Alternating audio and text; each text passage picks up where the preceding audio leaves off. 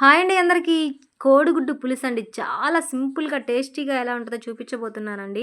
ఒక బాండిల్ తీసుకొని దాంట్లో కొంచెం ఆయిల్ యాడ్ చేసుకొని, జీలకర్ర, ఆవాలు చిటపటనిన తర్వాత 2 తెల్లవాయలు కొట్టేసుకొని, ఎర్రగడ్డలు, 2 పచ్చిమిరపకాయలు కొంచెం అట్లా ఏయించేసుకునిన తర్వాత ఒక గుప్పెడు కరివేపాకేసుకొని కూడా బాగా ఏయించుకోవాలండి. ఎర్రగడ్డలు రెడ్‌గా బ్రౌన్ కలర్ వచ్చేంత వరకు ఏయించేసుకొని, ఒక 2 టమోటాలు పండు టమోటాలు తీసుకొని కట్ చేసుకొని దీంట్లో ఏసేసుకొని, కొంచెం సాల్ట్ యాడ్ చేసుకుంటే త్వరగా టమోటాలు మగ్గిపోతాయండి. గుజ్జు బాగా వస్తది. పండు టమోటాలయితే టేస్ట్ కూడా చాలా బావుంటదండి. ఆ టమోటాలు కూడా బాగా మగ్గేలాగా ఏంచేసుకోవాలండి. బాగా మగ్గిన తర్వాత కొంచెం పసుపు కూడా యాడ్ చేసేసుకోవాలండి. చూడండి ఎలా మగ్గిపోయాయో బాగా టమోటాలు పేస్ట్‌లాగా అయిపోయాయి కదా! కొంచెం పసుపు కూడా యాడ్ చేసేసుకొని అలా అలా కలిపేసుకొని స్పైసీకి తగ్గట్టుగా కారం ఏసుకోవాలండి.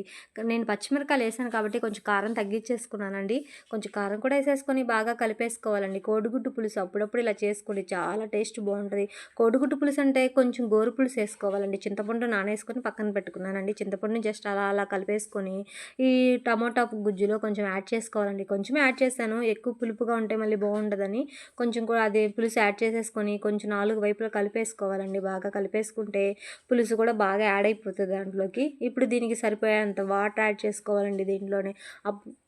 వాటర్ కూడా యాడ్ చేసేసుకున్న తర్వాత బాగా కలిపేసుకోవాలండి. చూడండి చూస్తేనే కలర్ఫుల్‌గా చాలా బాగుంది కదా! కొంచెం వాటర్ కూడా యాడ్ చేసేసుకుంటే టేస్ట్ చాలా బావుంటది. అప్పుడప్పుడు ట్రై చేయండి కోడిగుడ్డు పులుసు చాలా బావుంటది. నాకు సాల్ట్ సరిపోలేదు అందుకని కొంచెం సాల్ట్ యాడ్ చేసేసుకున్నాను.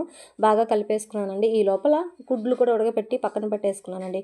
ఇంకొక బౌండిల్ తీసుకొని దాంట్లో కొంచెం ఆయిల్ యాడ్ చేసేసి గుడ్డులు కొంచెం వేయించుకున్నానండి. వేసుకుంటే చాలా టేస్ట్ బావుంటది. గుడ్లు మాత్రం కోడిగుడ్డు పులుసులో వేసుకునేటప్పుడు 4 వైపులా కొన్ని ఘాట్లు పెట్టుకుంటే ఉప్పు, కారం, పులుసు అన్నీ గుడ్లు లోపలికెళ్ళి టేస్ట్ బావుంటది నంచుకుంటే.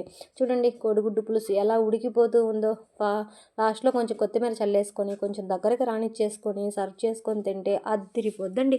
ఇదండి నా టోటల్‌గా నా ఫైనల్‌గా కోడిగుడ్డు పులుసు. నచ్చితే సబ్స్క్రైబ్ చేయండి, లైక్ చేయండి, షేర్ చేయండి.